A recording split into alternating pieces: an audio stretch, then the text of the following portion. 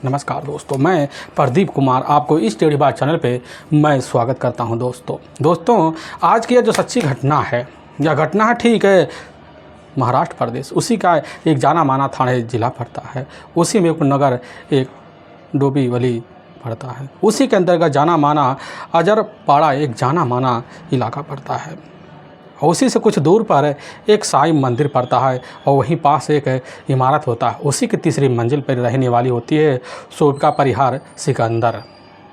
अब मौके पर कमरे में अकेली रहा करती थी। अब उसकी एक बहन भी होती है, वहाँ से लगभग कुछ दूर पर है, जो छोटी होती है अजेर गांव के पास, जिसका नाम दीपिका उर्फ प्रिया होता है, जिसकी उम्र लगभग अब इधर 23 साल के आसपास होता है। अब इधर शोभिका का बराबर जो होता है अपनी बहन प्रिया के कमरे पर आना जाना होता है। लेकिन तभी एक दिन जैसे ही वही मैं बात कर रहा हूँ अब 3 नवंबर साल 2015 का ही, तो अचानक पानी ख़त्म हो जाता है। तो उसी वक्त शोभिका परेशान हो जाती है, क्योंकि ड्यूटी भी जाना होता है, जिसकी वजह से सोचती है कि चलो अब पानी नहीं आ रहा तो इसके लिए हमें कोई जुगाड़ पानी तो करना पड़ेगा। अब शोभिका सोचती है कि चलो अपनी बहन के कमरे पर चला जाए, वहाँ नहा धोकर फिर ड्यूटी पर निकल जाएंगे। यही सब सोच साच कर शोभिका अब वहाँ से पैदल ही निकल जाती है अजेर गांव की तरफ। अब जैसे अपनी छोटी बहन की कमरे की तरफ पहुँचती है तो देखती है कि जो मौके पर अब जो ताला है वह तो खुला हुआ है, लेकिन दरवाज़ा ढका हुआ। बार बार आवाज़ लगाती है लेकिन अंदर से कोई रिस्पॉन्स नहीं आता है। दीदी कह कर दीपिका को सोचती है कि चलो बुलाया जाए, लेकिन आवाज़ जब नहीं आती है तो उसी वक्त अंदर जाती है। देखती बेड है, अरे बेड पर देखती है कि दीपिका के सारे जो कपड़े होते हैं इधर उधर फेंके हुए होते हैं और काफ़ी सामान जो होते इधर उधर होते हैं।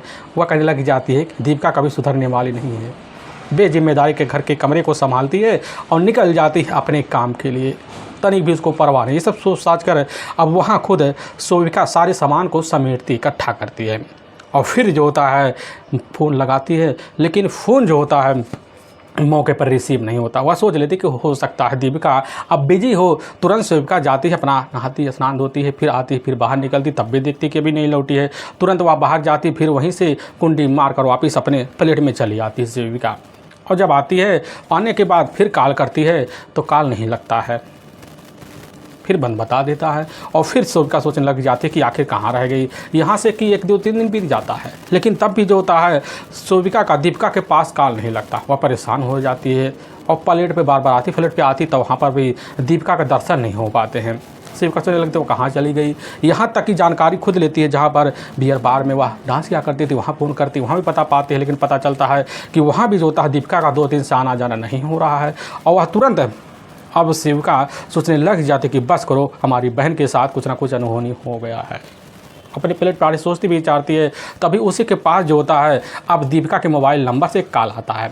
अब शोभिका को बड़े तसल्ली मिलता है कि चलो दीपिका ने आज नहीं 2 3 4 दिन बाद हमारे पास फ़ोन कर तो चलो अपना हाल चाल देने के लिए फ़ोन तो कर दिया। दूसरी तरफ से जो होता है दीपिका का ही अपना ही प्रेमी होता है। अब जयेश कहने लग जाता है कि दीपिका जो होती है अब बेंगलुरु गांव चली गई है, 1 हफ्ते बाद लौटेगी, हमसे बोल के गई है। लेकिन यह बात जब शोभिका सुनते कहने लग जाती है कि हमारी अपनी वह छोटी बहन भी है, आखिर हमसे तो बात बोल के जाना चाहिए, गांव था, चलो हम जानकारी लेते हैं। और शोभिका अपना मोबाइल फिर लेती है, लेने के बाद अपने गाँव फ़ोन लगाती, लेकिन पता चलता है वहाँ दीपिका तो गई ही नहीं। उसी वक्त परेशान हो जाती है और तुरंत फ़ोन करती है दोबारा अपनी बहन के मोबाइल पर। अब वह बंद बता देता है और बार बार कॉल करती है। 1 से 2 दिन का वक्त बीत जाता है, हर बार बंद बताता है और इतनी परेशान हो जाती, परेशानी के बीच अपने सहेली के पास जाती, वहाँ से कॉल लगवाती है अपनी बहन के मोबाइल पर। और तभी एक बार खुद कॉल जो होता फैसला लेती करने का जयेश के पास, और जयेश के पास कॉल कर देती है। और जयेश कहने लग जाता बड़े ही मन से विचार से कि हमारे पास कॉल मत करना, हमारे पास इतना टाइम नहीं है कि तुम्हारी बहन की खबर हम तुम्हें दे पाए। यह बात जैसी शोभिका सुनती है उसके मन में काफ़ी हलचल बैठ जाता है, क्योंकि कभी जो होता आज तक कितने दिन हो गया दीपिका का अपना जो प्रेमी होता है, जो पति होता है, इधर जयेश ने कभी इस तरह की बात है शोभिका से नहीं की थी। और शोभिका के मन में वहीं हलचल मच जाता है। और तभी चौथे दिन रात को 10 बजे के आसपास जो शोभिका अब मानपाड़ा थाने जाती है। वहाँ के इंस्पेक्टर होते हैं अब झेंडे साहब, उन्हीं के सामने दीपिका की बात बता देती है, एक एक बात बतलाती है। अब शोभिका की सारी बात सुनने के बाद दीपिका उर्फ है प्रिया का वहाँ गुमशुदा का जो मुकदमा होता है मौके पर दर्ज कर लेते हैं। कहने लग जाती है आपको क्या लग रहा है, आपकी छोटी बहन के साथ कोई कुछ कर सकता है तो वह कौन हो सकता है, आखिर क्या शंका बन रहा है। अब यह बात जब शोभिका सुनते कहने लग जाती कि साहब हमारी छोटी बहन का अपना प्रेमी है जहेश, और साहब जयेश मौके पर वहाँ से कुछ दूर पर ही रहा करता है। और यह बात जैसे ही पुलिस सुनती करने लग जाती है कि आखिर शंका का कारण हो सकता है क्या। यह बात पुलिस जब सुनती है तो तरीके से वहाँ लोगों से अपने हिसाब से जानकारी लेने के लिए भी मुखबिरों को अलर्ट कर देती है ताकि पता किया जाए उस इलाके में जो होता है जयेश का और इधर प्रिया का कैसा रिश्ता है मौके पर। और पुलिस की जो टीम मुखबिरों को जब अलर्ट करती है गुमशुदा का मुकदमा भी दर्ज कर लेती है और तलाशी करती है। अब प्रिया का काफ़ी वक्त बीत जाता है लेकिन पता नहीं चलता है, लेकिन मुखबिर के द्वारा पता चलता है कि हाँ प्रिया और दूसरी तरफ जयेश दोनों मिलकर जो होता है पति पत्नी के रिश्ते की तरह यानी कि रिलेशन में एक ही कमरे पर किराए की तरह रह रहे होते, किराएदार की तरह अपनी ज़िंदगी गुजार रहे होते हैं। लेकिन उनके बीच खटास होती थी। पुलिस का शंका बढ़ जाता है, एक टीम लेती पहुंच जाती जयेश के कमरे पर।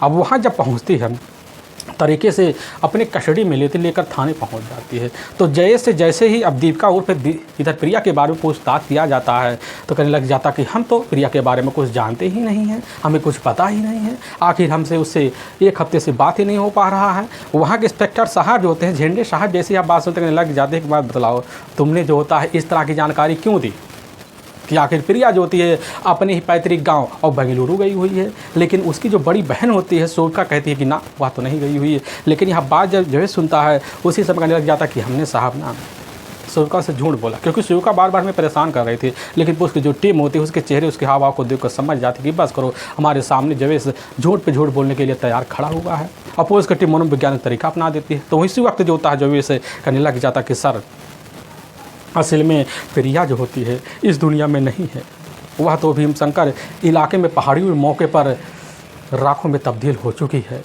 यह बात जैसे इंस्पेक्टर साहब सुनते अपनी टीम को लेते हैं पहुंच जाते हैं तो पता चलता है कि उससे घटना के वक्त के बाद जो होता है इधर खुद जयेश ने जो होता है 2 किसानों को लगाकर कुछ पैसे देकर वहाँ से सारे राख को कहीं दूर शिफ्ट करवा दिया था। तो उसकी टीम जो होती है अब कुछ सबूतों को वहाँ इकट्ठा तो करती है, कुछ पौधे टूटे हुए थे, कुछ सबूत मिले थे, कब्जे मिले तो ले आती है, यहाँ दिखाती है खुद।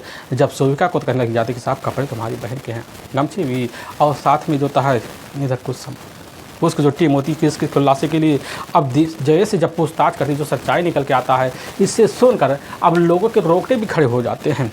असम में महाराष्ट्र पर होता है, उसी के अंतर्गत एक रायगढ़ जिला भी पड़ता है, उसी में एक बलवेटे जाना माना इलाका पड़ता है। वहीं के रहने वाले इधर जयेश पाटिल होता है, उसके परिवार में उसके अपने पिता गणेश पाटिल भी होते हैं, उसकी अपनी माँ भी होती है, लेकिन सबसे छोटा घर में होता है। लेकिन उसके पिता गणेश पाटिल जो होते हैं एक बहुत ही कंट्रैक्टर साइड के जाने माने इधर मैनेजर भी होते हैं। उनका जो होता बराबर रायगढ़ के जंगल में एक कंडक्टर बहुत ही बड़ा कंडक्टर साइड बना होता है, उसी से उनकी तौर तरीके से जी तोड़ पैसे की कमाई होती थी। लेकिन उनका जो बेटा होता है इधर जयेश भी, वह सोचता कि हम भी पढ़ लिख लेंगे और एक बहुत ही बड़ा कंट्रैक्ट साइड हम भी खोल लेंगे, यही सब सोच साच कर वह भी लग पड़ जाता है। लेकिन इसी बीच जो होता है उसकी अपनी माँ होती है साल 2013 में इस दुनिया को छोड़ के चली जाती है, जिसकी वजह से सारी जिम्मेदारियों को निभाने के लिए पूरी तरह मजबूर हो जाता है। फिर आधी पढ़ाई अब छोड़कर जो होता है घर में रन थम जाता है। लेकिन इसी बीच उसके जो पिता होते दूसरी शादी कर लेते, घर में आने की वजह से दूसरी माँ उसका जीना जो होता थोड़ा बहुत उसके मन मुताबिक नहीं हो पाता है, जिसकी वजह से अब बाहर दोस्तों के साथ दोस्ती करता है, फिर वहाँ शराब और साथ में हमारा गर्दी भी शुरू कर देता है। लेकिन इसी बीच खुद का अपना व्यापार खोलता है, उसी व्यापार से तौर तरीके से अपना जो था सारे शौक़ों को पूरा करना शुरू कर देता है, रंगीले बियर में आना जाना शुरू कर देता है। लेकिन घटना से मात्र अब इधर ज़्यादा से ज़्यादा 1.5 महीने पहले रंगीला एक बियर शॉप होता है, उसी बियर शॉप में जाकर प्रिया उर्फ दीपिका से मुलाकात होता है। और दीपिका की खूबसूरती को अब इधर नाच वाले ढंग को जब देखता है, देखने के बाद जयेश एक ही नज़र में दीवाना सा हो जाता, मोबाइल नंबर लेता है और लेने के बाद फिर जो होता है प्रिया से लगातार मोबाइल पर कंटेंट करना शुरू कर देता है। और यहाँ तक कि प्रिया के ही कमरे पर बराबर अब जयेश का आना जाना बन जाता है। और इधर दीपिका को बड़ा अच्छा लगता है, क्योंकि दीपिका की अपनी जो बड़ी बहन होती है वह तो अपनी जिम्मेदारियों, लेकिन इधर दीपिका अपने परिवार को गुजारा करने के लिए बाहर डांसर का सहारा लेती है, आगे पीछे कोई नहीं होता है, जिसकी वजह से दीपिका अब जयेश के बातों में आ जाती है। और फिर जो होता है जयेश और दीपिका एक दूसरे के साथ प्रेम रिश्ता बना देते हैं और संबंध सिलसिला जब शुरू होता है बराबर चलना शुरू हो जाता है। लेकिन इसी बीच इलाके की बदनामी की वजह से अब खुद जो होता है इधर जयेश फैसला लेता है, फैसला लेने के बाद इधर खुद प्रिया को लेता है और डोंबिवली के ही जो दाहोड़ी गांव पड़ता, सोमाइन समर्थ अपार्टमेंट पड़ता, वहीं कमरा लेता है और फिर जो होता है वहाँ जाकर और प्रिया को रख देता। फिर प्रिया वहाँ रहना शुरू कर देती है, वहीं से अपने जो होते बीर शॉप के बराबर आने जाने लग जाती है और वहाँ बराबर जो होता कमरे पर आना जाना जयेश के बना रहता है। लेकिन इधर प्रिया को अच्छा नहीं लगता कि जयेश हमसे दूर रहे, जिसकी वजह से प्रिया सहमति देती है और जयेश उस कमरे पर प्लॉट में रहना भी शुरू कर देता है और तब तरीके से रहता है। ज़िंदगी बीतती है और लेकिन जब ज़िंदगी बीतती है तो इसी बीच जो होता है प्रिया के ऊपर दबाव भी मारता है कि प्रिया तुम ना डांस बार में जाना छोड़ दो, अच्छा नहीं लगता है। और वह पति की बातों को समझती थी क्योंकि काफ़ी ज़्यादा प्यार जो होती करती, जिसकी वजह से प्रिया अब इधर जिसकी बात मान लेती, काम को छोड़ देती है और तौर तरीके से रम धम जाती है। दोनों खूबसूरत एक ज़िंदगी बिताते हैं। 2 साल का वक्त बीत जाता है लेकिन किसी को इनके प्यार के ऐसे रिश्ते के बारे में भनक नहीं लग पाता है।